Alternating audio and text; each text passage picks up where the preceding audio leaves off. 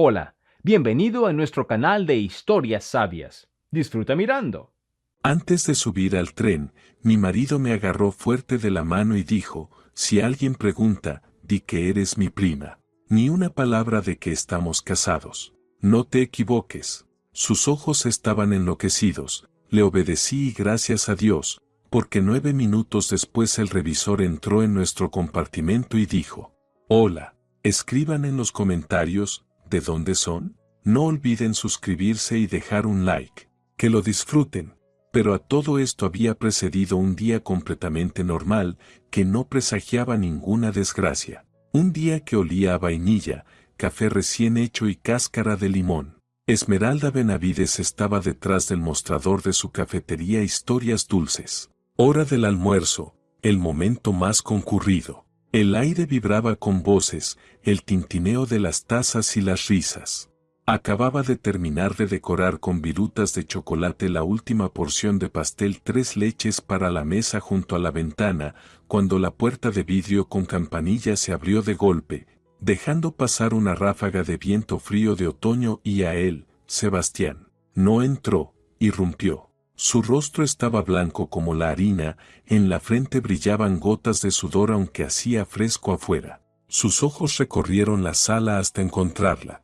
Ignoró los saludos de Florentina, su amiga y socia, y apartando a los clientes se dirigió directamente hacia ella. Esmeralda, exhaló, agarrándola del codo. Sus dedos estaban helados y apretaban tanto que dolía. Vamos. Rápido. Sebastián, ¿qué pasó? Me asustas. Tenemos el local lleno. No me importa el local, su voz se quebró en un siseo. Se giró hacia la puerta, como si alguien lo persiguiera. Al despacho. Ahora mismo. Ella vio un terror auténtico en sus ojos. No era el Sebastián que conocía, normalmente suave, un poco despreocupado, siempre evitando problemas. Ese hombre estaba acorralado. Asintió a Florentina, intentando sonreír como si todo estuviera bien, y dejó que su marido la arrastrara al pequeño despacho detrás de la cocina. En cuanto la puerta se cerró, él se apoyó contra ella, respirando con dificultad. Tenemos que irnos, susurró. Ahora mismo. De la ciudad. ¿Irnos? ¿A dónde? ¿Qué tontería es esa? Tengo trabajo, pedidos. Esmeralda, escúchame, se giró y la sacudió por los hombros. Su mirada estaba enloquecida. No entiendes. Estoy en un lío enorme. ¿Recuerdas que te dije que en la fábrica de mi madre había un faltante? Esmeralda lo recordaba vagamente. Una semana antes, él había mencionado de pasada problemas financieros de su madre, Leocadia Toribio, dueña del principal textil de la ciudad. Pero Sebastián siempre trataba de mantenerla al margen de los asuntos de su autoritaria madre. Yo quise ayudar, continuó, tartamudeando. Pedí dinero prestado a cierta gente, para cubrir el agujero antes de que ella se diera cuenta. Pensé que lo devolvería rápido. ¿Pediste a quién? Eso no importa, cortó. Ellos no son banqueros, Esmeralda, no van a esperar. Me encontraron esta mañana. Dijeron que si para esta noche no tengo el dinero, ellos. Se atragantó, incapaz de terminar. Un escalofrío recorrió la espalda de Esmeralda. Ella conocía a su marido. Sebastián era débil. Le aterraba su madre y siempre intentaba impresionarla. Cometer una tontería para quedar bien ante ella era típico en él. Y meterse con criminales por eso también. ¿Cuánto debes? Mucho, muchísimo. No tenemos ese dinero. Mira, no hay tiempo para explicaciones. Pueden venir aquí, o a casa. Tenemos que desaparecer. Al menos unas semanas, hasta que piense en algo. El miedo por él superó a todos los demás. No estaba fingiendo, estaba al borde del colapso. ¿Qué hay que hacer? Preguntó ella, con una voz hueca y extraña.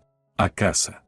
Ya. Tienes 10 minutos para hacer la maleta. Una sola. Lo imprescindible. Dinero, documentos, todo. En media hora debemos estar en la estación. Hay un tren que sale en una hora. Ya lo comprobé. No le dio tiempo a reaccionar. La agarró de nuevo de la mano y la arrastró por la cocina hacia la puerta trasera, lanzando a la atónita Florentina. Asuntos familiares. Tenemos que irnos urgentemente. El camino a casa duró 7 minutos, pero pareció una eternidad. Sebastián conducía mirando constantemente por el retrovisor. Se saltó un semáforo en rojo, haciendo que Esmeralda soltara un grito. En el apartamento había caos. Él ya había estado allí. Las puertas de los armarios estaban abiertas. En la cama había una maleta suya a medio hacer. 10 minutos, Esmeralda, gritó desde el pasillo. No te entretengas. Ella corrió al dormitorio, las manos temblando. ¿Qué llevar? ¿Qué es lo imprescindible cuando huyes de tu propia vida? Cogió ropa interior, un par de suéteres, vaqueros, cepillo de dientes, neceser, su pasaporte, cartera. Lo metió todo en la bolsa y salió corriendo al pasillo. Sebastián ya estaba en la puerta, golpeando las llaves contra la palma con impaciencia. No le permitió ni dar un último vistazo al lugar donde habían vivido 5 años. Simplemente la empujó fuera y cerró la puerta. La estación bullía como una colmena alterada. El estruendo de los trenes, los anuncios, los gritos de los cargadores, todo se mezclaba en un zumbido inquietante. Sebastián la arrastraba entre la multitud, apretándole la mano como si temiera que se perdiera o cambiara de idea. No dejaba de mirar a su alrededor con expresión de presa acorralada. Esmeralda apenas podía seguirle, el corazón golpeándole en la garganta. Llegaron al andén. Su tren ya estaba allí, soltando nubes de vapor. Faltaban 3 minutos para la salida. La gente subía apresurada, las azafatas revisaban billetes. Y justo entonces, frente a la entrada de su vagón, en aquel andén caótico y ventoso, él se detuvo. Se giró bruscamente hacia ella, y sus dedos se clavaron en su brazo con nueva fuerza. Esmeralda, escúchame muy bien, dijo, mirándola fijamente. Sus pupilas estaban dilatadas, la mirada salvaje. Ahora subiremos al tren. Si alguien se acerca, si alguien pregunta, no importa quién, di que eres mi prima. ¿Entendiste? Mi prima de otra ciudad. Ni una palabra de que estamos casados. No te equivoques. Esmeralda se quedó inmóvil. Era tan extraño, tan absurdo, que por un instante eclipsó incluso el miedo. ¿Qué? ¿Qué prima? ¿Para qué? Sebastián, ¿qué está pasando? Su mente no lograba entenderlo. ¿Para qué esa mentira? ¿Qué les importaba a los cobradores si estaban casados o no? Ellos buscaban a él, no a ella. No hay tiempo para explicar, Siseo, impaciente. Solo haz lo que te digo, por favor. Es muy importante, para los dos. Júrame que lo harás. Antes de que ella pudiera responder, él prácticamente la empujó por las escalerillas del vagón, lanzó las maletas detrás de ella y saltó a bordo un segundo antes de que el tren comenzara a moverse. Los primeros minutos en el compartimento transcurrieron en un silencio pesado. El tren iba tomando velocidad, y por la ventana pasaban las grises afueras de la ciudad. Esmeralda estaba sentada en la litera inferior, mirando sus manos entrelazadas. La nueva instrucción de su marido no salía de su cabeza. Prima, ¿por qué? Ese detalle no encajaba en la historia de los bandidos. Creaba la sensación de otra mentira, más compleja e incomprensible. Sebastián estaba de pie junto a la ventana, aferrado a la cortina, mirando la ciudad que se alejaba. Pasaron exactamente 9 minutos. 9 minutos de traqueteo y de silencio opresivo. La puerta de su compartimento se deslizó bruscamente sin que nadie llamara. En el umbral apareció el revisor, un hombre de mediana edad, con un rostro severo e impenetrable. No estaba simplemente revisando boletos, como suele hacerse. Entró y se detuvo, mirándolos con una pesada y meticulosa atención. Miró a Sebastián, que se dio vuelta lentamente desde la ventana. ¿Sebastián Toribio? La voz del revisor era plana y oficial, como si leyera una sentencia. Sebastián asintió en silencio, su rostro volvió a ponerse mortalmente pálido.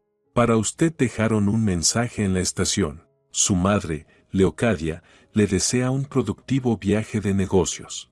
El corazón de Esmeralda se detuvo por un instante. Leocadia, su madre. Ella sabía que se iban. ¿Entonces Sebastián había logrado llamarla? ¿Pero para qué todo este escape? El revisor hizo una leve pausa. Luego dirigió su mirada fría y vacía directamente a Esmeralda. La observó como si supiera absolutamente todo sobre ella. Y también, continuó con el mismo tono helado, marcando la última palabra, envía sus más cálidos saludos a su prima. En ese momento el mundo de Esmeralda se derrumbó. Una sola palabra, prima. La mentira que Sebastián había inventado minutos antes en el andén ya era conocida por su madre. No estaban huyendo de ningún criminal. Era otra cosa. Era un juego. Y en ese juego, quien fijaba las reglas era Leocadia. Un terror frío y pegajoso inundó la mente de Esmeralda. El enemigo no estaba afuera. No los perseguía. Era omnisciente, omnipresente y, lo peor de todo, formaba parte de su familia. Y acababa de saludarles, repitiendo con burla la patética mentira recién inventada. Leocadia no intentó detenerlos. Les permitió marcharse. Solo envió un mensaje para que entendieran que, fueran a donde fueran, correrían sujetos a la correa que ella sostenía con firmeza. Ella controlaba por completo la situación. Y esto era apenas el comienzo. El revisor salió, cerrando la puerta con un movimiento seco, pero el hielo de sus palabras quedó flotando en el aire, mezclándose con el ritmo del tren. Esmeralda miró el lugar donde el hombre había estado y no pudo respirar. La palabra prima retumbaba en sus sienes, ahogándolo todo. Sebastián se apartó de la ventana de un tirón. Su rostro, antes pálido, tenía ahora un tono grisáceo. Se tomó la cabeza con ambas manos, los dedos hundiéndose en el cabello. Ella lo sabe, susurró, balanceándose. Lo sabe todo. ¿Cómo? ¿De dónde? Miró a Esmeralda con una expresión salvaje, como si la culpa fuera de ella. ¿Tú se lo dijiste a alguien? ¿Se lo dijiste? La voz de Esmeralda era apenas un soplo. Inventaste eso 3 minutos antes en el andén. ¿A quién habría podido decírselo? Sebastián, no son bandidos. Es tu madre. ¿Qué está pasando? Tienes que explicarme. SHHH. Siseó él, llevándose un dedo a los labios y mirando desesperado hacia la puerta. Pueden escuchar. Sus personas están en todas partes. Empezó a recorrer el pequeño compartimento como un animal atrapado. De la ventana a la puerta, de la puerta a la ventana. Tropezaba con las maletas, murmurando cosas incoherentes. El pánico que Esmeralda había visto en él en la cafetería había regresado multiplicado por 10. Ya no era solo miedo, era un horror visceral ante la fuerza omnividente de su madre. No podemos quedarnos en este tren, exclamó al fin, deteniéndose frente a ella. Es una trampa, ella nos sigue, sabe a dónde vamos. Tenemos que bajar. ¿Bajar? ¿A dónde? Estamos en medio de... En la próxima estación, la interrumpió. No sé qué estación será, y eso es bueno. Debe ser un apeadero pequeño, olvidado por todos. Bajaremos allí y ella perderá el rastro. Tenemos que romper el itinerario. Su lógica era desesperada, caótica, pero Esmeralda estaba demasiado aturdida para discutir. La verdad, que quienes los vigilaban no eran delincuentes, sino su propia suegra, la paralizaba. Leocadia nunca la había querido, siempre la había considerado una simpleza de otra clase social, indigna de su hijo. Pero una cosa era la antipatía silenciosa, y otra muy diferente era este juego cruel y calculado. De acuerdo, dijo suavemente, como tú digas. Los siguientes 40 minutos pasaron en tensa espera. Sebastián estaba sentado enfrente, encajado en la esquina, con la mirada fija en los tristes paisajes otoñales que pasaban. Se mordía las uñas, su pierna temblaba sin parar. Esmeralda guardaba silencio, intentando recomponer los fragmentos de la realidad. La historia de la deuda se había desmoronado. ¿Qué era verdad entonces? ¿Por qué estaban huyendo? ¿Y por qué Leocadia no los había detenido, sino que solo envió aquel mensaje burlón? Finalmente el tren empezó a frenar. Por la ventana apareció una plataforma de cemento y un edificio bajo, descascarado, con un cartel descolorido que decía El Rosal. No había ciudad, ni pueblo, solo unas pocas casas torcidas en el horizonte y un campo gris interminable. Un lugar perfecto para desaparecer, o para ser abandonada. Toma las maletas, ordenó Sebastián. Rápido. Saltaron a la plataforma justo cuando el tren volvía a acelerar. El viento frío y húmedo los caló al instante. Quedaron de pie, solos, en el andén vacío, mirando el tren alejarse, llevándose consigo el calor y su última conexión con un mundo comprensible. ¿Y ahora qué?, preguntó Esmeralda, ajustándose el abrigo. Ahora buscaremos dónde pasar la noche, respondió Sebastián, recuperando algo de compostura. Volvía a tomar el control. Hay que esperar, observar. Mañana decidiremos cómo seguir. Debe haber algún tipo de hospedaje por aquí. Caminaron por la carretera de asfalto deteriorada que salía de la estación. El pueblo, si es que podía llamarse así, consistía en una sola calle. Polvo, suciedad, ventanas tapiadas en algunas casas. El silencio era opresivo. A los 10 minutos vieron lo que buscaban, un edificio gris de 2 pisos con un letrero torcido que decía Hotel Tránsito. Dentro olía a humedad y a muebles viejos. Tras el mostrador estaba sentada una anciana con un suéter tejido, mirando la televisión con indiferencia. Les entregó una llave del segundo piso sin pedir pasaportes, lo que pareció alegrar enormemente a Sebastián. La habitación era acorde con el lugar. 2 camas con colchones hundidos, cubiertas con colchas descoloridas. Un armario viejo, una mesa inestable y una silla junto a la ventana, desde donde se veía el camino sucio y el mismo campo gris. El frío se sentía incluso más que en la calle. Sebastián dejó las maletas en el suelo y soltó un suspiro de alivio. Incluso intentó sonreír. Listo, aquí no nos encontrará. Pasaremos la noche y mañana pensaré en algo. Parecía sorprendentemente tranquilo. La histeria había cedido paso a una concentración casi empresarial. Se acercó a Esmeralda y la abrazó por los hombros. Perdóname por haberte metido en esto. Lo arreglaré, te lo prometo. Solo necesitaba tiempo para pensar, para alejarme de ella. Esmeralda quería creerle. Deseaba con desesperación creer que él solo estaba asustado, que cometió un error, pero que seguía siendo su esposo, tratando de protegerla. Se apoyó en él, agotada. Tengo que hacer una llamada, dijo él, separándose. Averiguar algo. Aquí la señal es pésima. Bajaré al vestíbulo, ahí debe ser mejor. Ponte cómoda y descansa. La besó en la frente, tomó su teléfono y salió del cuarto, cerrando suavemente la puerta. Esmeralda se quedó sola. Se sentó al borde de la cama. Los resortes chirriaron con tristeza. No deshizo la maleta. No tenía fuerzas. Solo se quedó mirando un punto, la grieta en la pared que parecía una telaraña. Pasaron los minutos. Escuchó a un huésped toser detrás de la pared, pasos pesados bajando por la escalera. Pasaron 15 minutos, luego 30. La llamada se alargaba. Tal vez estaba intentando conseguir dinero, negociar con alguien. Se levantó y fue a la ventana. Anochecía. En la calle se encendió un único farol, cuya luz amarillenta iluminaba un fragmento del camino sucio. Pasaron 45 minutos. La inquietud volvió a apoderarse de ella. ¿Por qué tanto tiempo? ¿Qué se podía hablar por teléfono casi una hora? Empezó a caminar del muro a la puerta. Cada crujido del piso retumbaba en su cabeza. Cuando pasó una hora, ya no pudo esperar.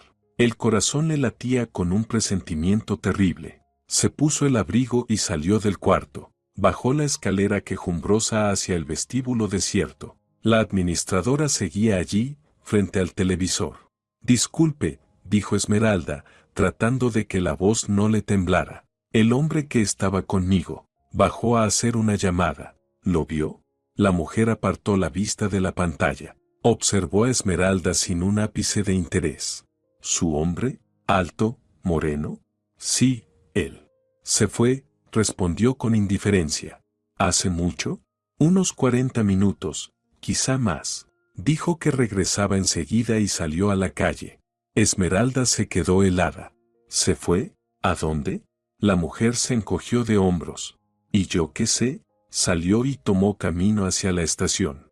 La sangre desapareció de su rostro. Sin creerlo, sin querer creerlo, dio media vuelta y corrió escaleras arriba, saltándose los escalones. Las manos le temblaban tanto que tardó varios intentos en meter la llave en la cerradura. Abrió la puerta de golpe. La habitación estaba vacía. A primera vista, todo seguía igual, pero entonces vio el rincón donde habían dejado sus cosas. La maleta de Sebastián había desaparecido. Y eso no era lo peor. Su maleta tampoco estaba. Corrió hacia la cama, hacia la mesa, miró debajo de la cama. Nada. Su bolso, con su cartera y todo el dinero en efectivo, su teléfono y, lo más importante, su pasaporte, había desaparecido. Él no solo se había ido, no solo la había dejado sola en aquel lugar olvidado por Dios, sin un centavo. Había tomado todo a propósito, con cálculo. Le había robado el dinero, le había robado el teléfono, le había robado el nombre, la había borrado, dejándola en aquella habitación fría como si no fuera nadie. El vacío de la habitación resonó en los oídos de Esmeralda. Por un momento terrible y paralizante, se quedó de pie en medio del cuarto, mirando el lugar donde deberían estar sus cosas. Su mente rechazaba la realidad. No podía ser. Era un error. Tal vez él decidió esconderlas en otro sitio.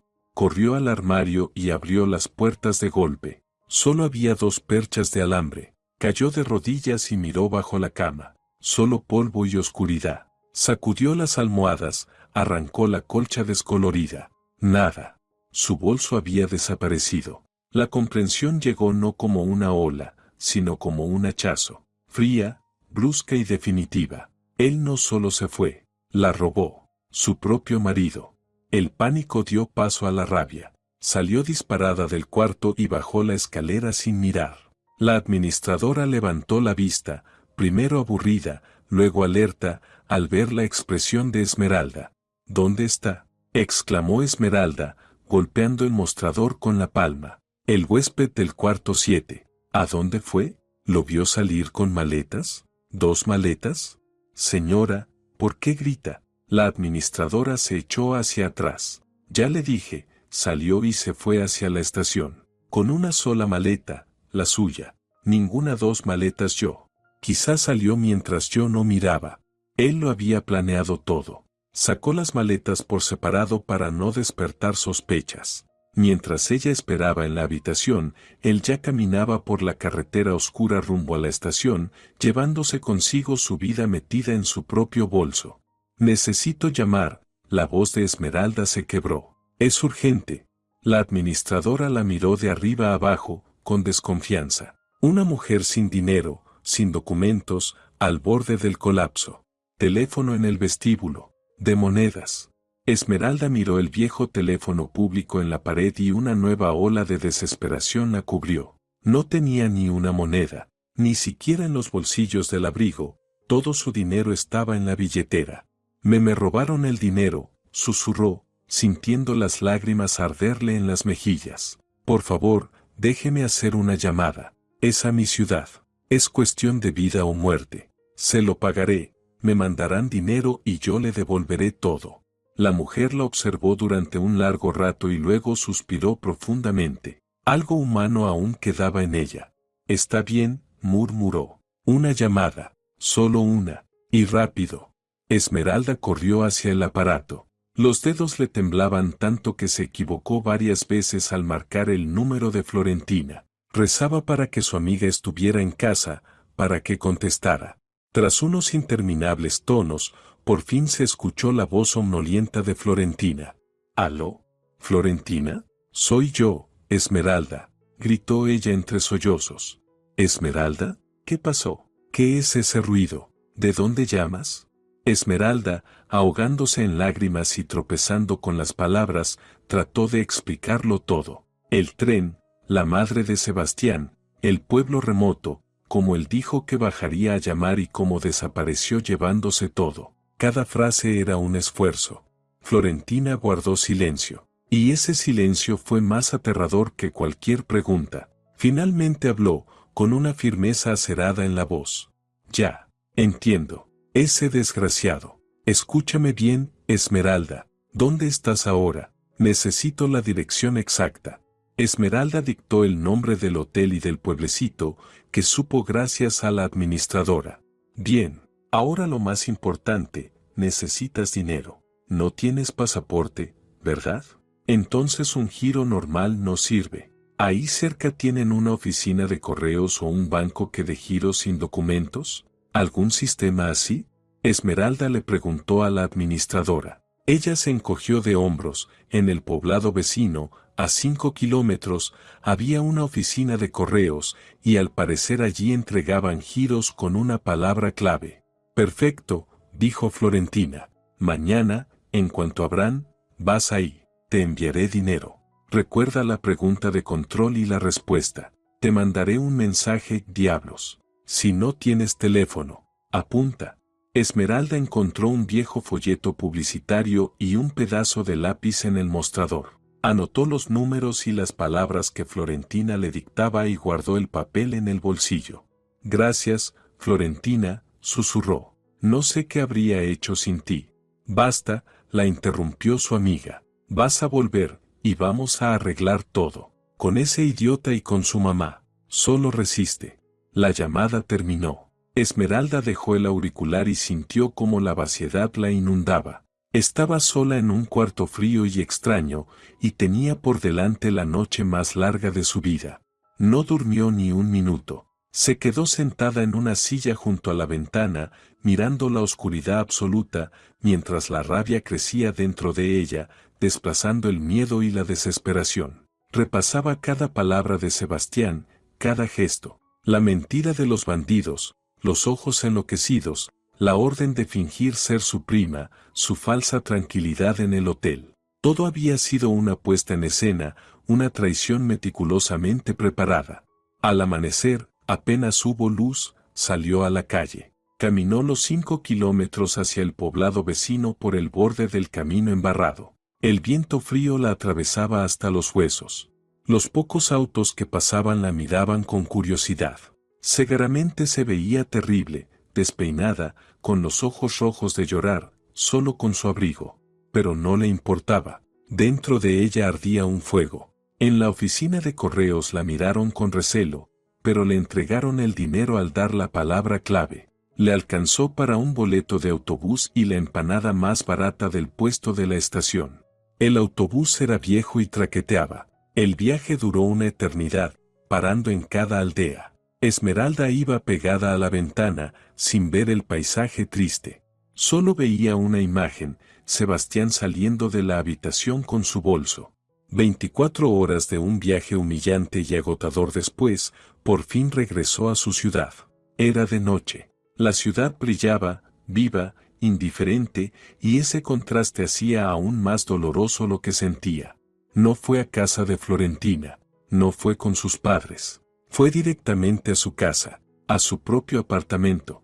Subió las escaleras hasta su piso. El corazón le retumbaba tanto que parecía resonar por todo el edificio. Sacó la llave, la única cosa que le quedaba de su vida anterior, y la metió en la cerradura. La llave no giró.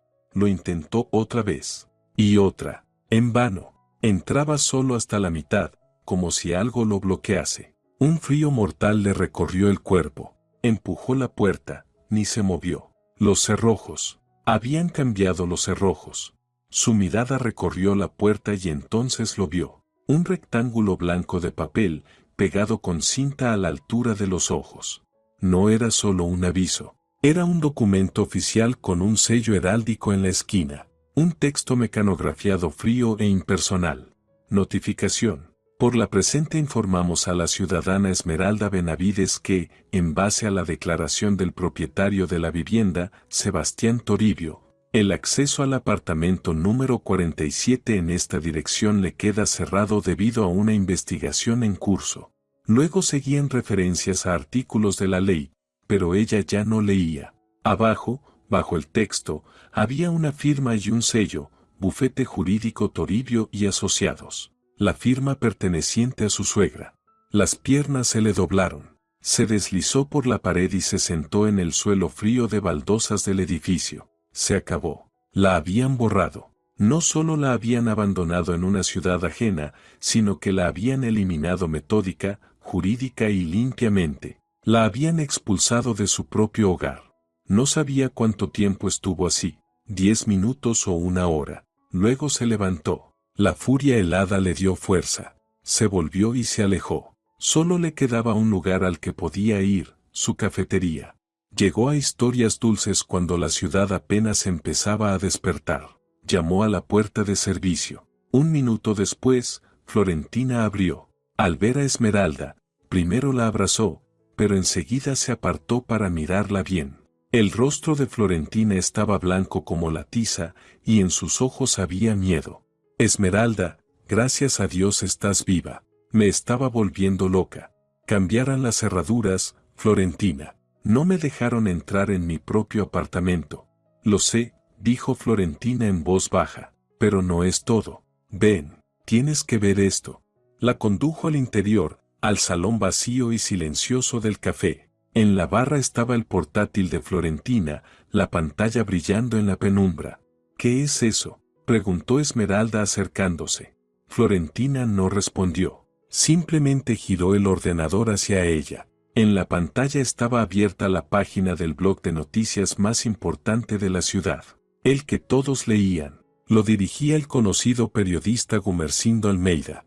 Y allí, en la portada, en letras gigantes, había un titular que hizo que la sangre de Esmeralda se helara. La fábrica de Leocadia Toribio, robada desde dentro. Esmeralda se aferró al borde de la barra. Sus ojos corrieron por las primeras líneas del artículo. Hablaba de un audaz robo en las cuentas del complejo textil. La suma era astronómica, $200,000. Y luego llegó al siguiente párrafo. Según informa nuestra fuente anónima, cercana a la familia Toribio, la principal sospechosa del hurto es la esposa del hijo de la propietaria del complejo, Esmeralda Benavides. Según la fuente, la mujer, conocida por su comportamiento inestable, abandonó la ciudad apresuradamente justo después de descubrirse la desaparición del dinero. El mundo se inclinó, se esfumó. No era solo un knockout, era una ejecución. Todo encajó al fin. La huida, la mentira sobre la prima, el robo en el hotel. Todo era parte de un plan monstruoso. No solo la abandonaron, no solo la expulsaron de casa, la transformaron metódica y públicamente, ante la vista de toda la ciudad, en una criminal peligrosa. El aire del café, quieto y matinal, de repente se volvió espeso y pesado, como si le hubieran arrancado el oxígeno. Esmeralda apartó el portátil con tanta fuerza que casi cayó de la barra. No puede ser, susurró, pero su voz se perdió en el silencio ensordecedor. Tiene que ser un error. ¿Un error, Esmeralda? Florentina se acercó y puso una mano en su hombro. Él te abandonó, cambió las cerraduras, y justo después sale este artículo. No es un error, es un plan. Plan. La palabra golpeó a Esmeralda como una bofetada. Plan. Entonces todo, la huida, el tren, la mentira de la prima, su pánico, formaba parte de ese plan. Su humillación, su miedo, todo estaba escrito de antemano. Y la directora de aquella obra era Leocadia. Algo se rompió dentro de Esmeralda. El shock se transformó en una furia helada, abrasadora. Ya no era una víctima. Era una persona a la que le habían arrebatado todo, y ya no tenía nada que perder. Voy a verla, dijo, con una voz dura y desconocida para ella. Se irguió, mirando a Florentina. Voy a hablar con ella. Tiene que mirarme a los ojos y decirme por qué. Esmeralda, no lo hagas, Florentina la agarró del brazo. Es una locura. Es justo lo que ella quiere. Llegarás alterada, dirás cosas impulsivas, y ella usará todo eso contra ti. Me da igual, cortó Esmeralda, soltándose. Tengo que verla, ahora mismo. No escuchó más advertencias. Salió del café y tomó el primer taxi que pasó. Dio la dirección y se recostó en el asiento. La mansión de los Toribio estaba en un barrio residencial de lujo, tras un alto muro de piedra. Un lugar al que siempre llegaba con incomodidad, sintiéndose una intrusa. Ahora iba como quien va a la guerra. El taxi se detuvo ante las enormes rejas de hierro forjado. Esmeralda bajó y pulsó el timbre del intercomunicador. La cámara sobre la puerta giró en silencio y se fijó en ella como un ojo helado. Le escucho, sonó una voz masculina desconocida. Soy Esmeralda Benavides. Necesito ver a Leocadia. Asper, respondió la voz con indiferencia. Pasaron unos minutos interminables. Esmeralda permaneció bajo el viento frío, mirando la puerta que la separaba de la persona que había destruido su vida. Esperaba que la rechazaran, que dijeran que la dueña no estaba, pero, en cambio, la pequeña puerta lateral se abrió con un chasquido. Esmeralda entró al recinto, esperando que alguien la guiara hacia la casa, pero nadie vino. Caminó unos pasos por la perfecta senda de adoquines. Y entonces apareció ella en el pórtico de la mansión enorme, casi palaciega, Leocadia. Vestía un traje de cachemira color crema, impecable peinado, un collar de perlas. Parecía lista para una reunión de negocios, no para enfrentar a su nuera desprestigiada. Ni siquiera bajó del pórtico. Se detuvo en el escalón superior, mirando a Esmeralda desde arriba. ¿Qué quieres? Su voz era tranquila y fría como el hielo. ¿Por qué? Gritó Esmeralda, y la voz se le quebró. ¿Por qué me hace esto? ¿Qué le he hecho? Leocadia la recorrió lentamente con la mirada, con un leve destello de curiosidad. El pelo revuelto, el rostro pálido, la ropa con la que había pasado más de un día entero viajando. En sus ojos había un desprecio abierto. Estás haciendo las preguntas equivocadas, dijo al fin. No deberías preguntar por qué, sino por qué tan tarde. Desde el principio supe que eras un error de mi hijo. Un vacío, alguien insignificante que se creyó demasiado. Tu cafetería, tu supuesta independencia. Eres una vergüenza para nuestra familia. Pero yo no robé nada. Esmeralda dio un paso hacia ella. Usted lo sabe. Sebastián organizó todo esto. Sebastián es mi sangre, cortó Leocadia. Se equivocó al relacionarse contigo, pero él es un Toribio, y tú no eres nadie, y pronto lo entenderá toda la ciudad. Estás acabada, Esmeralda, y voy a destruirte, te reduciré a polvo, haré que tu nombre provoque repulsión en cualquiera que lo escuche. Ahora lárgate de mi propiedad. Se dio media vuelta y entró en la casa sin añadir una sola palabra. La puerta se cerró en silencio. Un segundo después, un guardia se acercó a Esmeralda. Por favor, acompáñeme a la salida.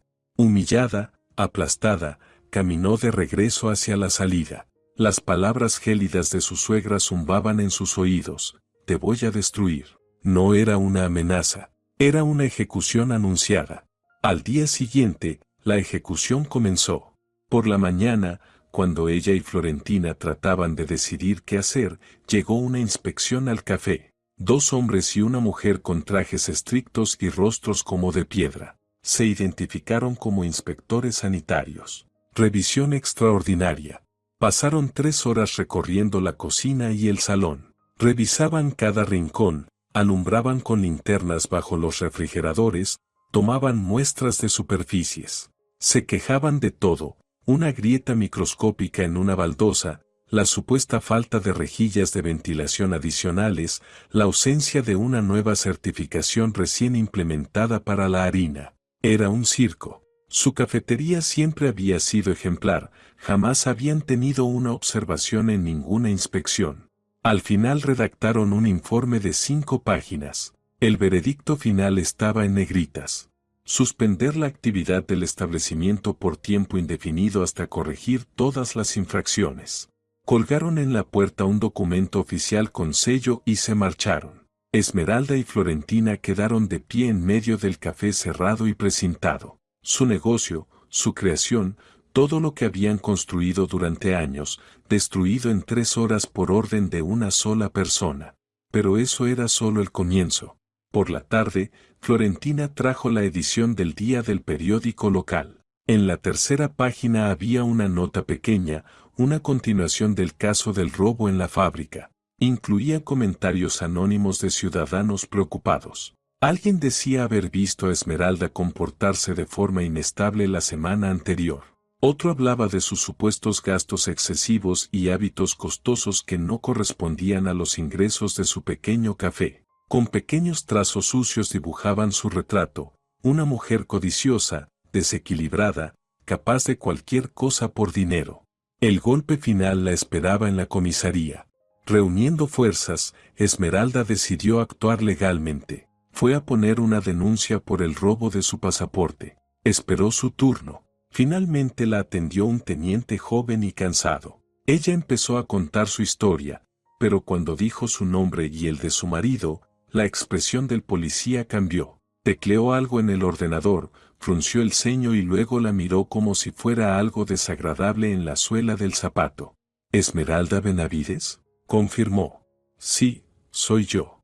Pues bien, ciudadana Benavides, el teniente se recostó en la silla. Hace 2 días su marido, Sebastián Toribio, ya presentó una declaración en la que constaba que usted se marchó por voluntad propia y que se llevó su pasaporte y demás documentos. Así que, lo siento, pero no veo base para aceptar su denuncia. Que tenga un buen día. Esmeralda salió tambaleándose de la comisaría. La trampa había cerrado. Él lo había previsto todo. No solo robó su pasaporte, la dejó, por adelantado, sin posibilidad de denunciar la sustracción. Ahora, oficialmente, ella no era una víctima, era una fugitiva. Volvió al apartamento de Florentina, el único lugar donde podía estar, y cayó en el sofá. Todas las salidas estaban bloqueadas. Estaba sin casa, sin trabajo, sin dinero, sin documentos y con la reputación de ladrona. Leocadia había cumplido su promesa, la había destruido. Esa noche, mientras estaba sentada en la oscuridad, mirando por la ventana sin ver nada, sonó el teléfono de Florentina. Ella contestó, frunció el ceño y le tendió el aparato a Esmeralda. Es para ti, un número raro, un hombre. Esmeralda tomó el teléfono. Hola, ¿Esmeralda Benavides? La voz al otro lado era masculina, baja, nerviosa. Hablaba rápido, como si temiera que lo escucharan. Usted no me conoce. Yo soy un ex empleado del departamento de contabilidad del complejo Toribio. Renuncié la semana pasada. No puedo decir mi nombre, por favor comprenda. Esmeralda se incorporó de golpe. ¿Qué quiere?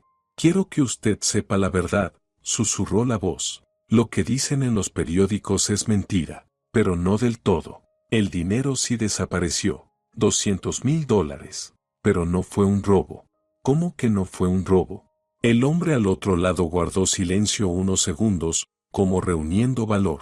Fue una transferencia bancaria, totalmente oficial. La hizo su marido, Sebastián Toribio, con un poder firmado por su madre. El dinero salió de la cuenta de la fábrica hacia otra cuenta, en una sucursal del banco aquí en la ciudad. ¿A qué cuenta?, susurró Esmeralda, ya adivinando la respuesta. A una cuenta abierta a su nombre, Esmeralda Benavides. La cuenta fue abierta hace un mes, a nombre de Esmeralda Benavides. Sonaron tonos cortos. El hombre colgó. Esmeralda se quedó sentada con el teléfono en la mano, pegado a su oído, escuchando la nada. Pero no había silencio. En su cabeza rugía un huracán. Una cuenta a su nombre, abierta un mes atrás. Era la última pieza del rompecabezas. La pieza que completaba el cuadro entero. El cuadro de un crimen perfecto, de una trampa perfecta. No solo le habían colocado pruebas, habían construido para ella un cadalso, grabado su nombre en él, y ahora esperaban que ella misma subiera los escalones. Su pasaporte, el que Sebastián le robó, era la clave. Con su documento podían abrir cualquier cosa a su nombre. Y ella, como una ingenua, ni siquiera notó su desaparición durante un par de días. Sebastián había dicho que estaba ordenando y que había movido sus documentos. Y ella lo creyó. ¿Qué pasó, Esmeralda?, preguntó Florentina, quitándole con cuidado el teléfono. ¿Qué dijo? Que transfirieron el dinero a una cuenta mía, respondió Esmeralda, con voz hueca. Que abrieron una cuenta con mi pasaporte hace un mes. Y que Sebastián envió allí los $200,000. Florentina se sentó a su lado. En su rostro apareció la comprensión y luego el horror. Dios mío, Esmeralda, eso es una prueba perfecta, documentada. Nadie va a creer que no sabías nada. Lo sé, dijo Esmeralda. Lo sabía. Ese era el cálculo diabólico de Leocadia. No rumores, no testimonios anónimos, documentos bancarios fríos e irrefutables. Una transferencia de la cuenta de la fábrica a la cuenta personal de la nuera. Y la nuera, convenientemente, huye de la ciudad. Cualquier investigador, cualquier juez vería eso y dictaría sentencia en 5 minutos, culpable. Las manos de Esmeralda cayeron. Toda la noche y todo el día había sentido rabia, ganas de pelear, de demostrar algo, pero ahora se sentía como una mosca atrapada en una telaraña pegajosa e invisible. Cada intento por liberarse solo la enredaba más. Estaba atrapada, sin casa, sin trabajo, sin dinero, sin documentos. Y ahora con $200,000 en una cuenta que no podía tocar y que no podía demostrar que no eran suyos. Era el final. Leocadia había ganado. Permanecieron en silencio durante horas. Florentina intentó hablar de abogados, de luchar, pero las dos sabían que era inútil. ¿Qué abogado de la ciudad se atrevería a enfrentarse a la todopoderosa Toribio, y además con pruebas tan contundentes en contra de su propia cliente? Por la tarde, llamaron a la puerta. Las dos dieron un respingo. Florentina miró a Esmeralda con inquietud. ¿Esperas a alguien? Ya no tengo a nadie, respondió Esmeralda. ¿Será la policía? Florentina se acercó en puntas de pie y miró por la mirilla. Sus cejas se elevaron con sorpresa. Es Almeida, susurró. El periodista. No abras, dijo Esmeralda. Tarde. Creo que me vio. Florentina dudó un segundo, luego abrió. En el umbral estaba Gumersindo Almeida. No era como Esmeralda lo había imaginado. Bajo, ligeramente encorvado, unos 40 y pocos. Ojos cansados pero muy atentos tras unas gafas modestas. Una chaqueta barata, un maletín gastado. No parecía la pesadilla de la élite local, más bien un maestro o un técnico. ¿Florentina Escobar?, preguntó. Su voz era calma y uniforme. Soy Gumersindo Almeida. ¿Puedo hablar con Esmeralda Benavides? Sé que está aquí. Florentina miró a Esmeralda. Ella asintió con un leve movimiento. Ya no había nada que perder. Almeida entró y tomó asiento en la silla que Florentina le ofreció. No dio rodeos. Esmeralda, comenzó él, mirándola directamente a los ojos, yo soy el autor del artículo que salió anteayer. Y quiero decirte que no creo ni una sola palabra de lo que allí está escrito. Esmeralda esbozó una sonrisa amarga. Pero usted lo escribió.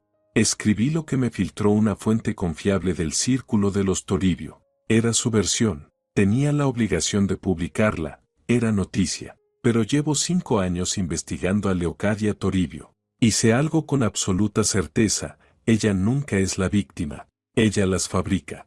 Abrió su portafolio y sacó una carpeta delgada. Hace tiempo que estoy escarbando en su fábrica. Impuestos, contratos dudosos, presión a competidores. Pero es extremadamente astuta y cuidadosa. No deja cabos sueltos. Todo limpio, todo cubierto. Lo que te ha pasado a ti es exactamente su estilo. Demasiado pulido, demasiado teatral. Una puesta en escena perfecta para resolver algún problema propio y salir ilesa, incluso en el papel de la perjudicada. Guardó silencio un momento, dejándole asimilar sus palabras. Estoy seguro de que te han tendido una trampa. Y quiero contar la historia real, pero para eso te necesito. Tú eres la clave, la única persona que vio lo que pasó tras bambalinas. Esmeralda guardó silencio. ¿Confiar en ese hombre? ¿En alguien que había sido el primero en lanzarle una piedra frente a toda la ciudad? ¿Por qué debería creerte?, preguntó.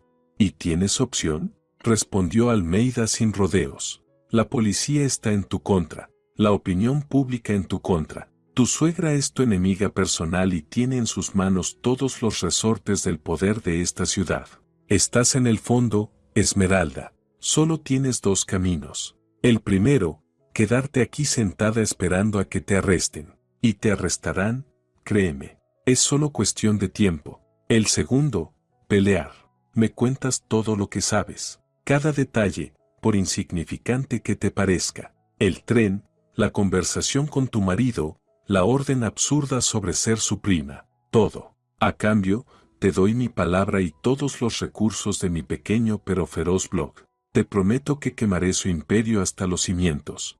Sus palabras no eran solo una propuesta, Eran un salvavidas lanzado justo cuando ella estaba por hundirse. Quemaré su imperio hasta los cimientos. Había tanta rabia y tanta esperanza en esa frase que a Esmeralda se le cortó la respiración. La pasividad era muerte. Lo entendió con una claridad absoluta. Miró a Almeida, su rostro cansado, el fuego en sus ojos, y tomó una decisión, pero no la que él esperaba. De acuerdo, dijo, con una firmeza que no había sentido en días. Acepto, pero con una condición. Almeida alzó una ceja. Yo no voy a ser solo tu fuente, no voy a quedarme en la sombra susurrándote datos mientras tú libras la guerra. Esta es mi vida, mi nombre y mi batalla. No la entregaré a manos ajenas. Seré tu socia, trabajaremos juntos, en igualdad, o nada. El silencio llenó la habitación. Florentina la miraba con admiración. Almeida la examinó largo rato. En su mirada no había condescendencia, había sorpresa. Y luego respeto. Estaba viendo no a una víctima rota, sino a alguien dispuesto a luchar hasta el final. Socia, sonrió. Eres más dura de lo que pensé. Bien, me gusta tu manera de plantearlo. Acepto. Le tendió la mano. Esmeralda la estrechó con fuerza. Ese gesto valía más que cualquier palabra. Era un pacto, una alianza forjada sobre las ruinas de su vida. Esa misma noche empezaron a trabajar. Esmeralda hablaba, Almeida escuchaba, preguntaba y escribía sin descanso en su portátil. Ella lo contó todo, la irrupción repentina de Sebastián en el café, su pánico, la carrera frenética hacia la estación, la humillación en el andén. Le habló del interventor y del mensaje helado de Leocadia, del hotel abandonado y de la traición del marido. Cada palabra quedaba registrada, convirtiéndose de dolor íntimo en arma. A la mañana siguiente, Almeida lanzó el primer golpe. Publicó un nuevo artículo. El titular era certero y afilado. El caso de los 200.000 Toribio, crimen perfecto o montaje perfecto. El texto no acusaba directamente a nadie, pero planteaba preguntas muy incómodas. ¿Por qué la esposa de un sospechoso huyó con él? ¿Por qué la influyente madre, sabiendo de su huida, no los detuvo y en cambio envió un mensaje sarcástico? ¿Por qué la única versión existente era la del lado que se proclamaba víctima? Basándose en una fuente cercana a Esmeralda Benavides, Almeida expuso con delicadeza una versión alternativa, transformando a Esmeralda de ladrona en víctima de una intriga familiar monstruosa. El efecto fue una bomba. La ciudad entera empezó a hablar. Los comentarios se contaban por cientos. La gente se dividió. Algunos seguían insultándola, otros empezaron a dudar. Por primera vez, la versión monolítica de Leocadia Toribio tenía una grieta. Esmeralda tenía una oportunidad, pequeña, difusa, pero oportunidad al fin. Estaba en la cocina con Florentina y Almeida, actualizando la página y leyendo comentarios, cuando sonó el teléfono del periodista. Él atendió, escuchó. Su expresión se ensombreció cada vez más. Entiendo, dijo, cortante, y colgó. Miró a Esmeralda. En sus ojos había lástima. Habían contraatacado. Rápido y brutal. ¿Qué pasó?, preguntó Esmeralda, sintiendo como una mano helada le apretaba el corazón. Eso fue de mi contacto en el juzgado, dijo Almeida. Hace 10 minutos se registró una demanda. Sebastián Toribio está solicitando el divorcio. Esmeralda asintió en silencio. Era de esperarse. Pero no es solo eso, continuó Almeida, y su voz se endureció. La demanda no es únicamente por la disolución del matrimonio. Ya la filtraron de inmediato a los medios rivales. En el documento, la razón del divorcio es conducta delictiva y estafa moral por tu parte. Y lo más importante, junto con la demanda, han presentado una solicitud para despojarte legalmente de tu derecho sobre tu parte del apartamento, y para declarar inválida tu participación en el capital del café Historias Dulces, alegando que fue adquirida con dinero obtenido de manera fraudulenta. Esmeralda quedó inmóvil. Sintió como la sangre abandonaba su rostro. Lo entendió. Él no solo quería divorciarse, no solo quería echarla del apartamento, quería borrarla, legalmente, financieramente, arrebatarle lo último que poseía, su parte en el negocio que ella misma había construido desde cero. Quería demostrar que nunca había tenido nada, que toda su existencia era una mentira, un engaño. Las palabras de Almeida colgaron en el aire espeso de la cocina. Solicitud, privación de derechos, participación inválida. Términos fríos y burocráticos que, para Esmeralda, sonaban como el chasquido del cerrojo de un arma junto a su sien. Sintió a Florentina tensarse a su lado, a punto de estallar de furia, pero ella solo pudo sentir un frío extraño, vibrante. Había esperado odio, venganza e incluso cárcel, pero no esto, un borrado administrativo, quirúrgico, de su vida. Él intentaba probar que ella no existía, que su trabajo, su esfuerzo, sus 5 años de vida eran cero, ficción, fraude moral. Ese golpe era más bajo, más preciso y más doloroso que todos los anteriores. No atacaba su libertad, atacaba su identidad. Malditos, escupió Florentina, poniéndose de pie de golpe. Quieren quitarte el café. Esmeralda lo construyó con sus propias manos. Con su dinero, el que tenía antes de casarse. Tenemos todos los documentos. Ellos tienen $200,000 en su cuenta, dijo Almeida con calma, mirando a Esmeralda, no a Florentina. Y alegarán que toda inversión previa también proviene del dinero que ella supuestamente estafó a su crédulo esposo. Es un juego sucio, Florentina. Y están jugando para ganar. Es su contraataque. Están demostrando que por cada uno de nuestros pasos ellos darán 10, y cada uno dolerá más que el anterior. Esmeralda levantó la mirada. El frío dentro de ella empezó a solidificarse en una determinación pesada, compacta. Eso es bueno, dijo en voz baja. Almeida y Florentina la miraron, desconcertados. ¿Bueno por qué?, preguntó Florentina. Porque están apurados. Porque están desesperados, respondió Esmeralda, mirando al periodista. Tienen miedo. Tu artículo los hizo temblar. Eso significa que vamos por el camino correcto. Significa que tienen algo que ocultar. Almeida asintió lentamente. En sus ojos brilló la aprobación. Exacto. Respondieron demasiado rápido y demasiado fuerte. Eso es un error. Esa es la reacción de alguien que teme que la verdad esté a punto de salir a la luz. Debemos excavar más. Y más rápido. Desde ese instante, su trabajo se convirtió en un asedio. El apartamento de Florentina se transformó en un cuartel general. Almeida, usando sus contactos, logró lo esencial, la confirmación oficial de la existencia de la cuenta. A través de un intermediario del sector bancario recibió información no oficial, pero absolutamente confiable. La cuenta a nombre de Esmeralda Benavides existía. Fue abierta poco más de un mes atrás. Y sí, en ella había exactamente $200,000. Intactos, como un anzuelo en una trampa. Ahora debían encontrar el hilo que no conducía hacia Esmeralda sino lejos de ella. Debían entender para qué servía realmente ese dinero. Gracias a viejas deudas y promesas de exclusivas futuras, Almeida consiguió los extractos bancarios personales de Sebastián de los últimos 3 años. A la mañana siguiente llegó con una enorme pila de papeles que dejó caer sobre la mesa. Aquí, dijo, está toda su vida financiera. Si mintió, si gastó dinero en secreto, tiene que aparecer aquí.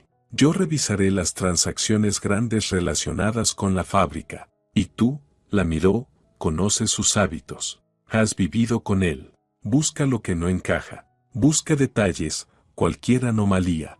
Y Esmeralda empezó a buscar.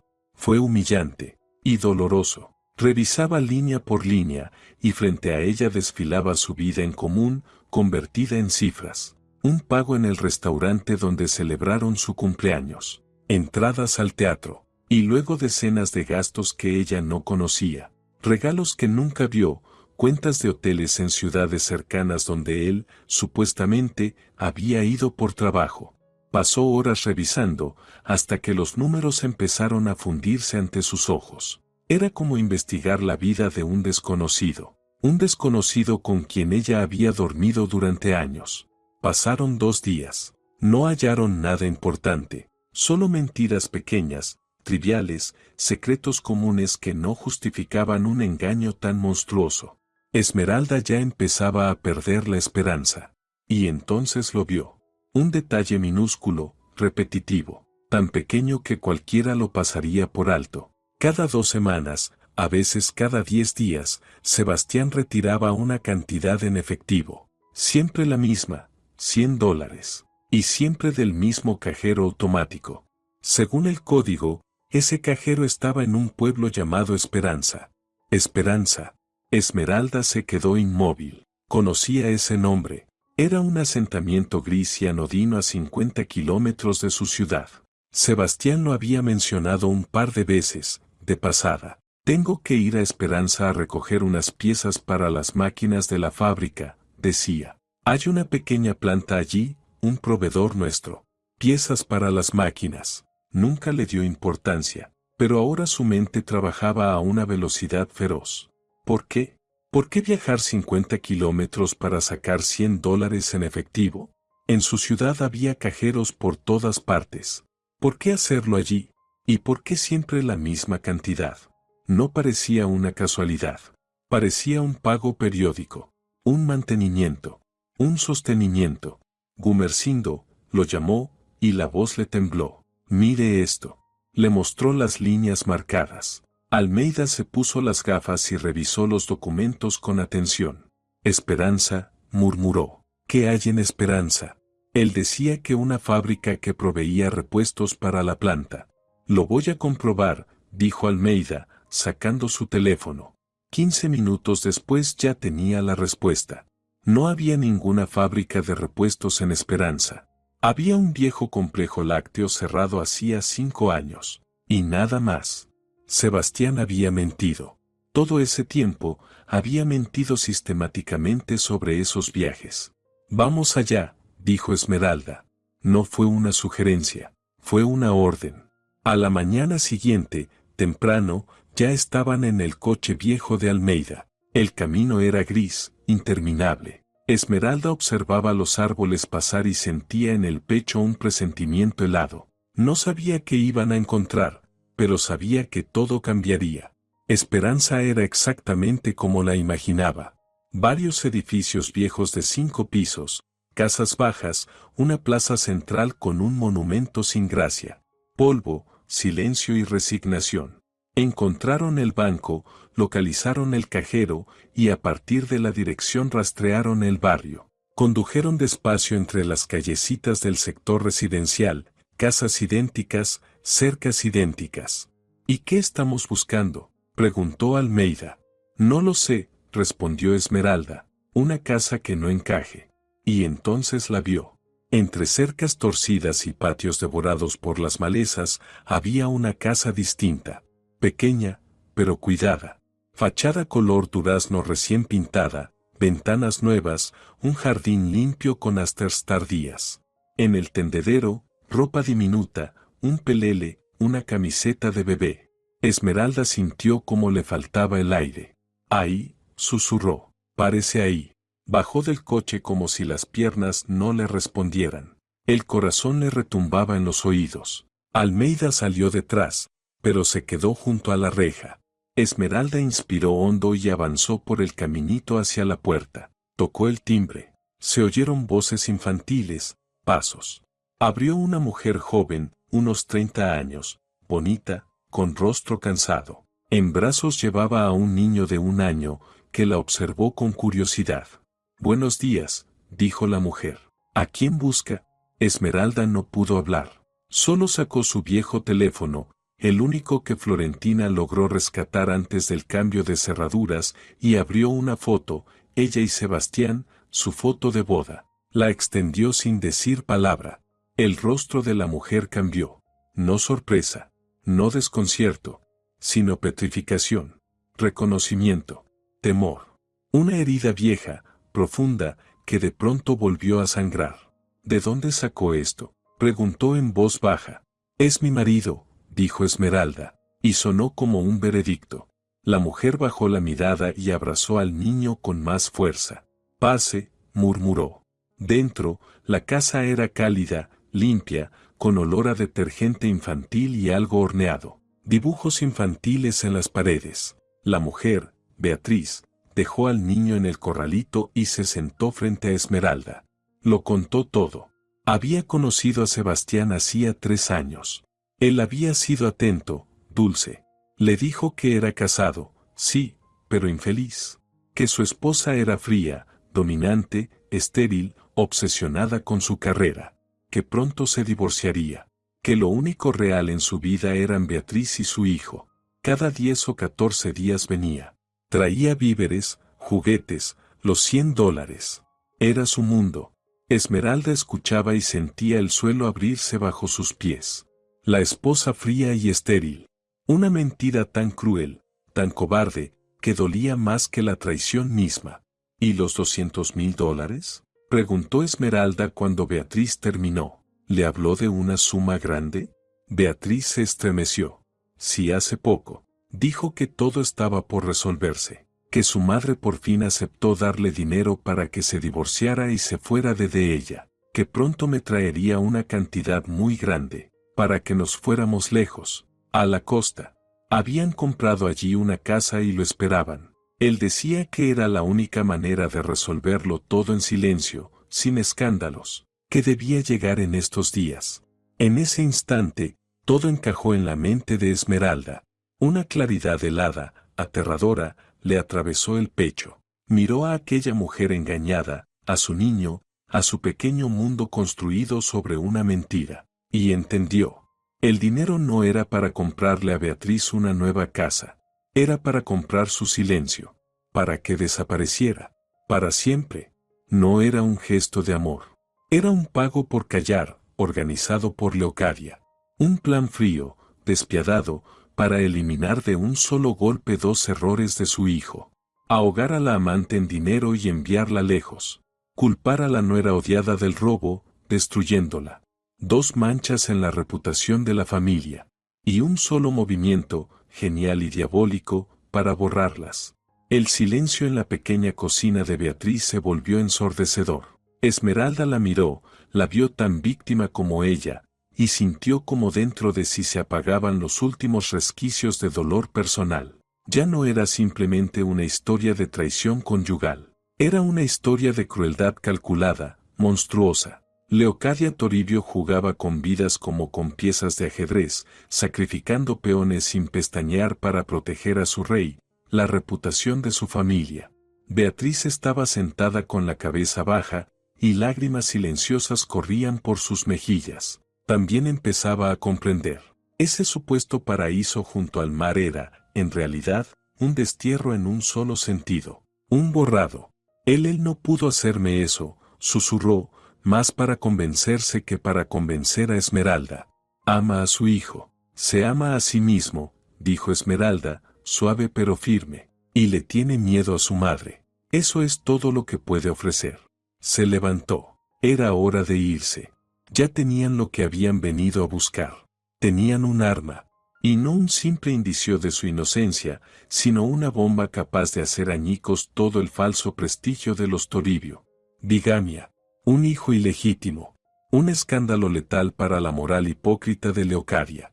Tenemos que irnos, dijo Esmeralda, y Almeida, que había escuchado en silencio desde la puerta, asintió.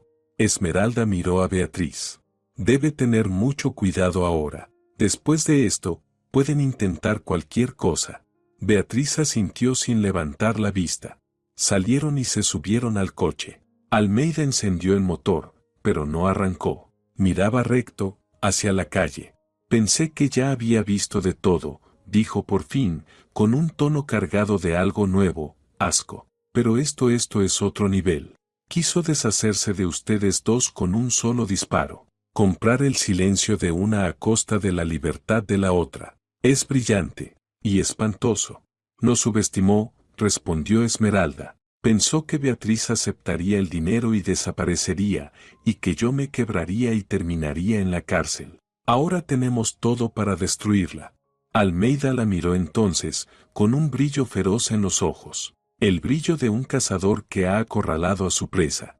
Volveremos a la ciudad y escribiré el artículo. Sin insinuaciones, sin metáforas. Publicaré todo, fotos de la casa, el testimonio de Beatriz, la historia del niño, todo lo que ella me contó. La ciudad estallará.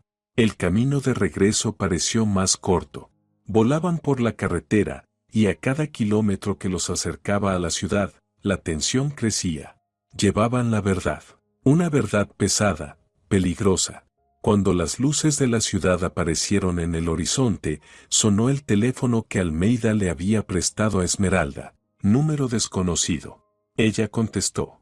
«¿Aló, Esmeralda? Soy Beatriz». La voz al otro lado se rompía, casi un grito lleno de terror.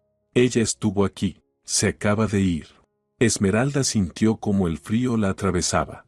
«¿Quién? Beatriz, cálmese, explíqueme».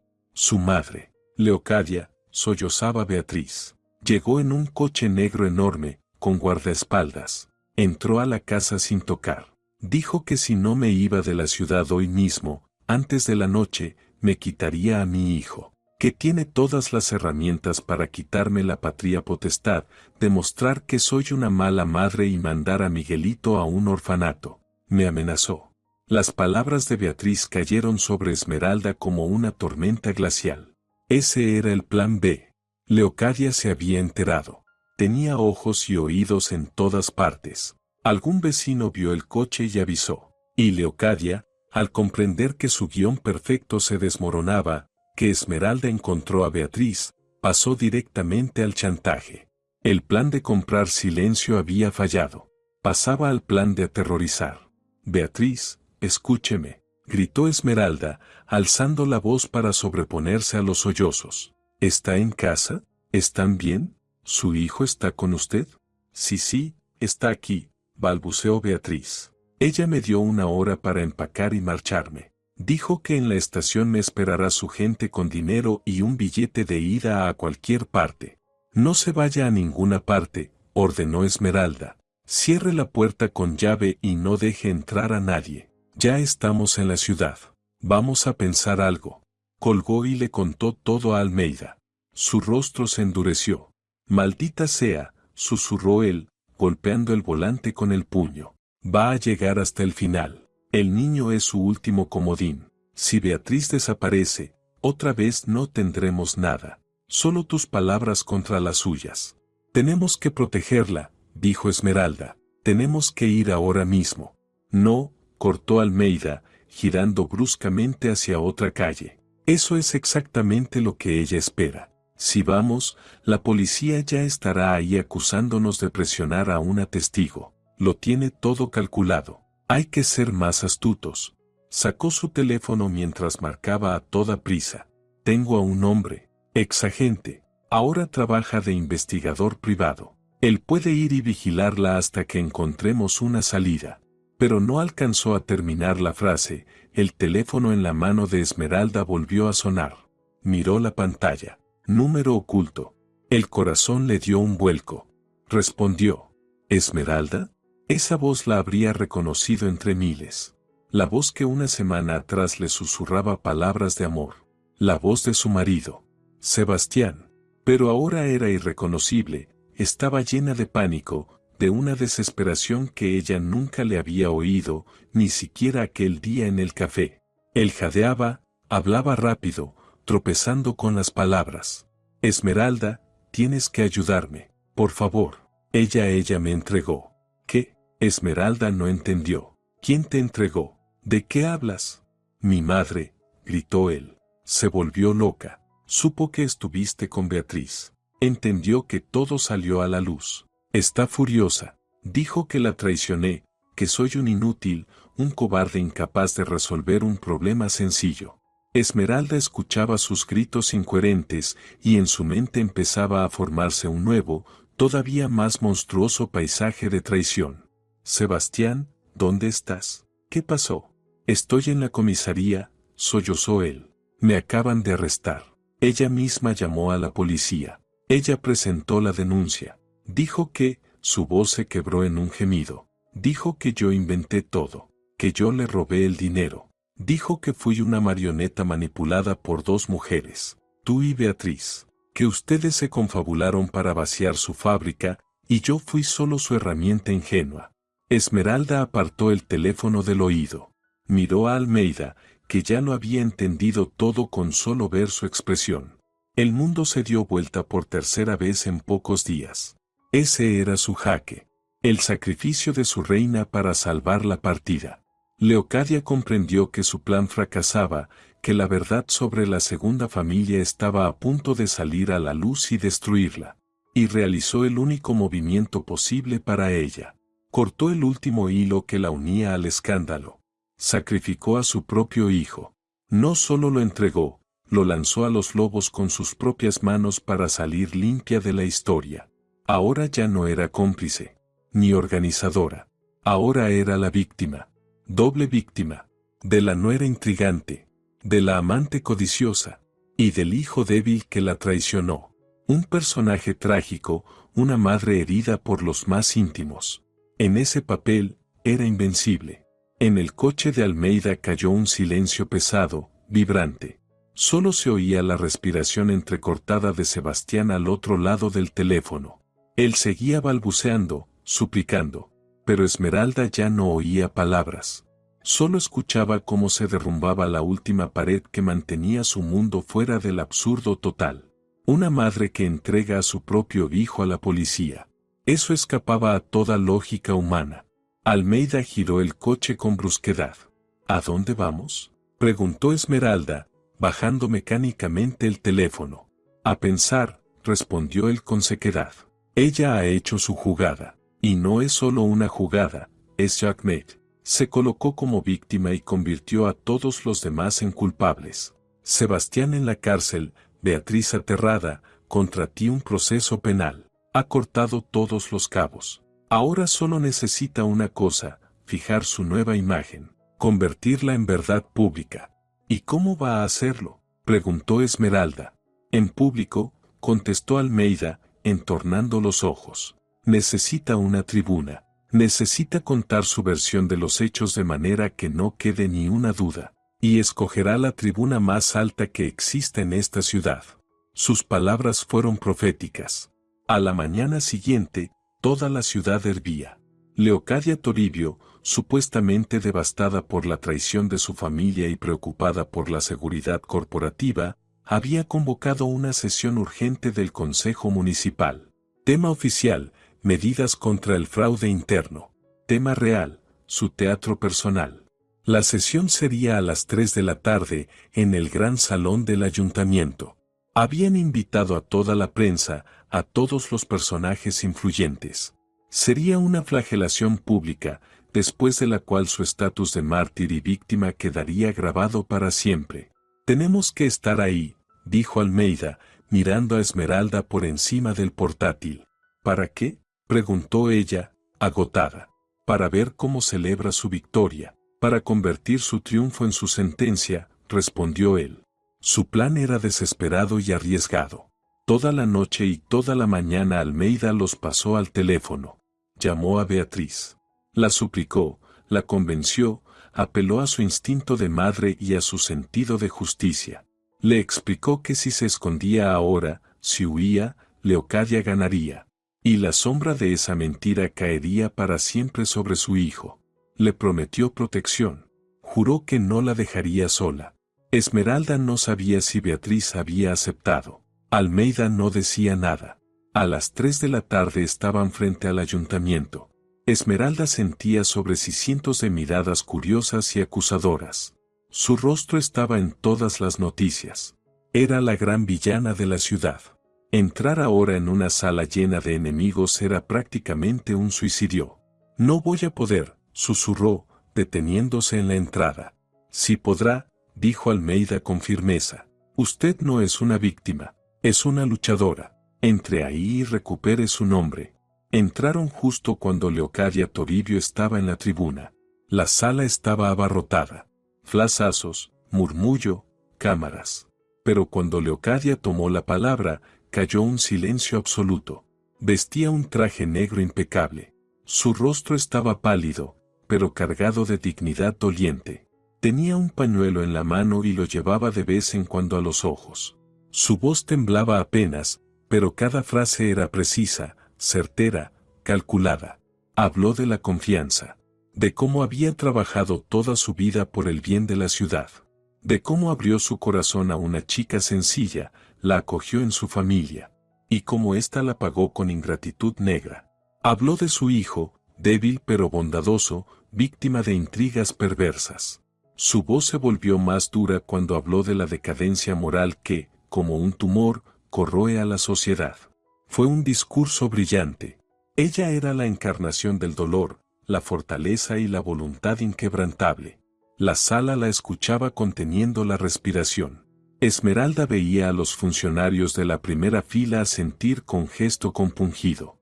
Leocadia estaba ganando, de forma absoluta e irreversible. Exijo el castigo más severo para todos los culpables, concluyó. La ley debe ser igual para todos. La sala estalló en aplausos. La gente se levantó. Leocadia, en la tribuna, se bañaba en el resplandor de la compasión y la gloria. Y en ese momento Almeida, sentado con Esmeralda en la última fila, se puso de pie. Es su turno, murmuró. Esmeralda se levantó con las piernas de gelatina.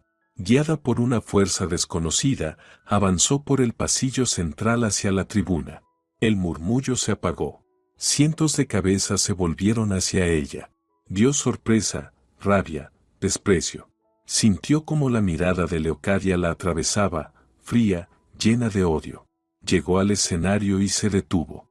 El presidente del consejo, viejo amigo de Leocadia, saltó de su asiento. ¿Qué significa esto? Seguridad, saquen a esta mujer del salón. Exijo la palabra. La voz de Esmeralda resonó alta y, sorprendentemente, firme. Ella misma no la reconoció. Exijo la palabra como persona cuyo nombre acaba de ser pisoteado ante toda la ciudad. En la sala estalló el alboroto. Unos gritaban, vergüenza. Otros, déjenla hablar. Almeida ya estaba junto al camarógrafo de su blog, que transmitía en directo. La cámara apuntaba a Esmeralda. Ya no había vuelta atrás. Tal vez entendiendo que un desalojo forzoso solo avivaría el escándalo, el presidente hizo un gesto impaciente. 2 minutos, ni un segundo más. Esmeralda subió a la tribuna. Se colocó junto a Leocadia, que la miraba con furia abierta. Esmeralda no la miró a ella, miró al público, a cientos de rostros que esperaban excusas. Pero ella no pensaba excusarse. Me llamo Esmeralda Benavides, comenzó, sin que le temblara la voz. Y yo no robé $200,000. Pero no estoy aquí para negarlo. Estoy aquí para contarles la verdad. Toda la verdad. Y empezó a hablar. Con calma. Sin lágrimas. Sin histeria. Contó cómo su marido la sacó del café a la fuerza. Cómo corrieron a la estación. Cómo, antes de subir al tren, él la obligó a jurar que diría que era su prima. Contó lo que dijo el conductor del tren, el mensaje burlón enviado por Leocadia. Contó el hotel abandonado de El Rosale, donde su marido la dejó, robándole el dinero y el pasaporte. Contó cómo volvió a la ciudad para encontrar la notificación de desahucio en la puerta, firmada por la firma legal de su suegra. Cómo la acusaron del robo de un dinero que jamás había visto, transferido a una cuenta abierta a su nombre sin su conocimiento. La sala escuchaba, y el murmullo desaparecía. La historia era demasiado precisa, demasiado terrible, para ser invención. Se preguntarán por qué, continuó Esmeralda, girándose por primera vez hacia los ojos de Leocadia. ¿Por qué hacer todo este espectáculo? Y yo les responderé. Ese dinero, los $200,000, sí fue robado, pero no por mí. Lo tomó mi marido, Sebastián Toribio, por orden directa de su madre. Y no estaba destinado a mí. Hizo una pausa. La sala estaba muda. Ese dinero estaba destinado a otra mujer y a otro niño, el hijo de mi marido, cuya existencia supe hace apenas unos días. Ese dinero era el pago por su silencio. El pago para que la segunda familia de mi marido desapareciera. Y la reputación de los Toribio quedara intacta. Un suspiro colectivo recorrió la sala. Un "oh" ahogado estalló en varios rincones. Leocadia palideció hasta parecer de mármol. «Es mentira», gritó ella. «Calumnia vil y repugnante. Arréstenla». Me ha difamado. Sus partidarios saltaron de sus asientos, comenzaron a gritar. El presidente golpeaba con el mazo, llamando al orden. Parecía que en cualquier segundo Esmeralda sería agarrada y expulsada a la fuerza. Y justo entonces, cuando el caos alcanzó su punto máximo, las puertas del fondo del salón se abrieron de nuevo. El ruido empezó a apagarse. Todas las cabezas se giraron. En la entrada estaba una joven mujer con un niño en brazos. Asustada, pálida, pero llena de determinación. Era Beatriz. Avanzó por el pasillo, sin apartar los ojos de la tribuna. Almeida, quien evidentemente le había avisado, caminaba a su lado, protegiéndola. Llegó al escenario y miró al público. Ella dice la verdad, dijo Beatriz, y su voz temblorosa se amplificó por el micrófono que Almeida le acercó de inmediato. Me llamo Beatriz. Y este es Miguelito, el hijo de Sebastián Toribio. Alzó al niño, que miró con miedo a las cientos de caras desconocidas. Sebastián nos mantuvo durante 3 años.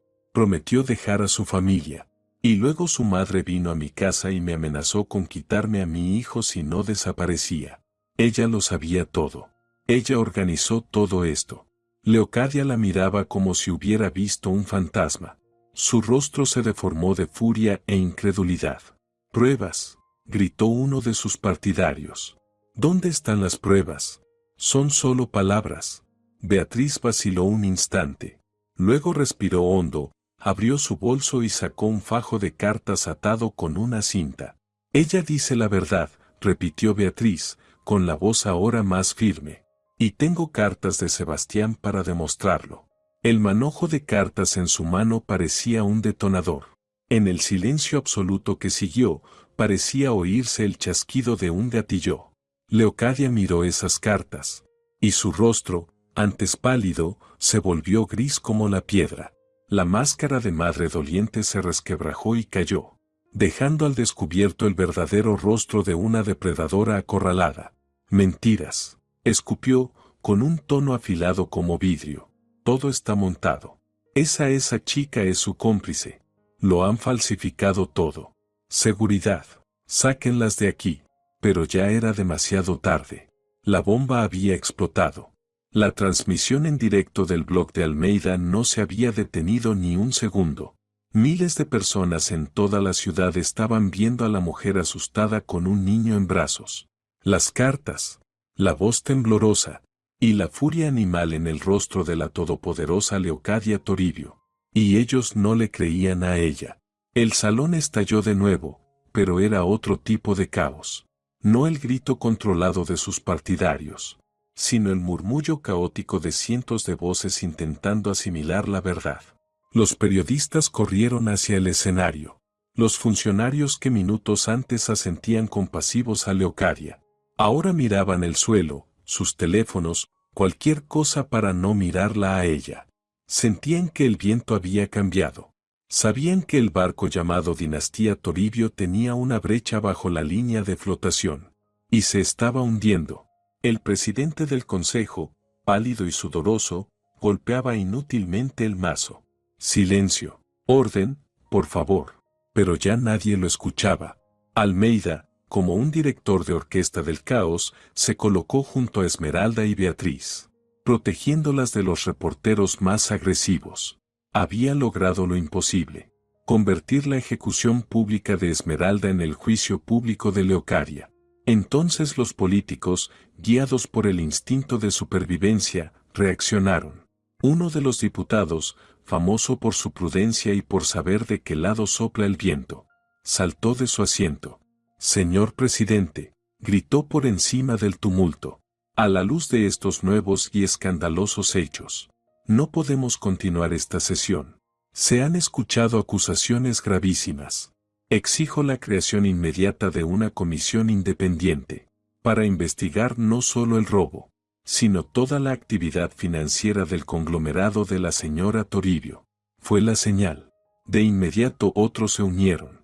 Los mismos que durante años recibieron favores de Leocadia, los que temían una sola palabra suya, ahora competían por exigir transparencia, justicia y auditorías completas. Salvaban su propio pellejo, traicionando a su protectora de ayer. Leocadia permanecía en la tribuna, observando la escena con una furia fría e impotente. Sabía que había perdido. Su imperio, construido sobre el miedo, el dinero y la mentira, se derrumbaba ante sus ojos. En directo. El final llegó rápido, como un derrumbe. Las semanas siguientes parecían reportes de guerra, y la fuente principal de noticias para toda la ciudad se volvió el blog de Gumersindo Almeida. Su audiencia se multiplicó por decenas. La gente esperaba sus artículos como si fueran revelaciones. La comisión independiente empezó su labor, y sin el blindaje de Leocadia, empezaron a cavar. Almeida les entregó todo lo que había reunido en 5 años. Fue suficiente para abrir la caja de Pandora. Salieron a la luz décadas de evasión de impuestos con empresas fantasma. Historias de cómo la seguridad de la fábrica era en realidad una banda de matones, encargados de intimidar a competidores. Informes falsos. Salarios en negro. El castillo de naipes se vino abajo, enterrándolo todo. Sebastián, traicionado por su madre y arrojado por ella a una celda, comprendió que ya no tenía nada que salvar. Cuando los investigadores acudieron a verlo, no intentó negarlo. Lo contó todo, desde el principio hasta el final. Contó cómo su madre lo obligó a robar el dinero, cómo ideó el plan para incriminar a Esmeralda, cómo le ordenó abandonar a su esposa en una ciudad desconocida. Lo confesó todo, con el más mínimo detalle, a cambio de un trato con la fiscalía y la promesa de una pena más leve. Su confesión fue el último clavo en el ataúd del Imperio Toribio. El arresto de Leocadia no fue espectacular. No hubo sirenas ni fuerzas especiales. Una mañana, un coche discreto se detuvo frente a su enorme casa. 2 personas de civil entraron y 10 minutos después la sacaron. Sin gritos, sin resistencia. Caminaba erguida, con la mirada fija al frente. Pero ya no era la reina de la ciudad. Era solo una mujer mayor acusada de delitos graves. La fábrica fue clausurada y embargada para cubrir multas gigantescas y años de evasión fiscal. Pasaron meses. El invierno dio paso a la primavera. La ciudad empezaba a olvidar el escándalo, ocupándose de nuevas preocupaciones. En uno de esos días cálidos de abril, cuando aún olía a pintura fresca en la calle, volvió a sonar un timbre familiar. El café Dulces Historias abrió de nuevo. Dentro no quedaba ni un solo asiento libre. Parecía que toda la ciudad había venido. La gente hacía cola para comprar un pastel o tomar una taza de café.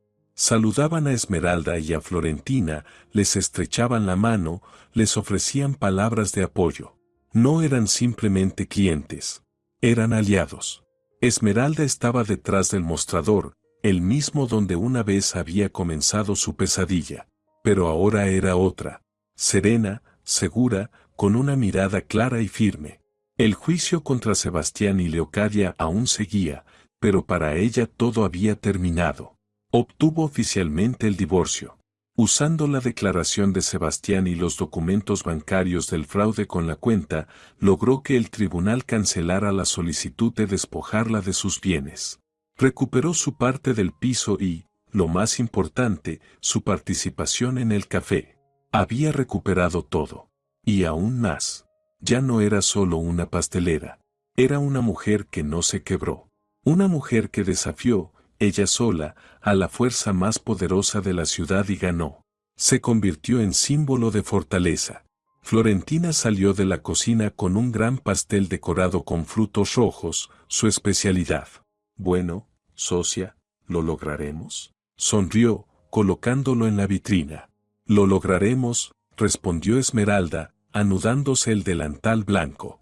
Tomó un cuchillo para cortar el primer trozo al cliente que esperaba pacientemente en la barra.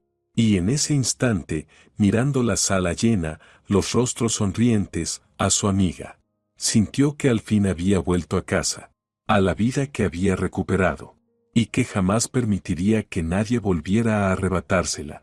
Así terminó esta historia. Una historia de traición, de caída y de la increíble fuerza de espíritu de una mujer. Saben, cuando leo relatos así, siempre me pongo a pensar. La vida puede ser más enmarañada que cualquier novela. Nos pone en situaciones en las que parece que no hay salida, en las que todo está perdido. Y es ahí cuando una persona revela quién es realmente. Reflexionemos juntos, mis queridos oyentes. ¿Qué creen ustedes? ¿Hizo bien Esmeralda? Porque ella no solo se defendió, ella pasó al ataque. Destruyó un imperio entero, sacó a la luz la suciedad de una familia que, le gustara o no, también había sido la suya. ¿Tenía otro camino? ¿O en una guerra así todo vale? Me encantaría saber qué piensan. ¿O quizás quieren saber qué ocurrió después con los personajes? ¿Qué fue de Beatriz y de su pequeño hijo? ¿Qué esperaba a Sebastián después de cumplir su condena? Si quieren escuchar la continuación, háganmelo saber. Por favor, compartan su opinión en los comentarios de este video. Su punto de vista es muy importante para nosotros. Si tienen preguntas o pensamientos curiosos sobre esta historia, escríbanlos también, los leeré con gran interés. Y, por supuesto, si les gusta mi trabajo, suscríbanse al canal para no perderse nuevos relatos igual de apasionantes. Su apoyo es lo más valioso para nosotros. Cuídense y cuiden a sus seres queridos, y que en su vida haya el mínimo posible de traiciones y el máximo posible de personas leales y sinceras. Si te ha gustado la historia, por favor, dale un me gusta y suscríbete al canal.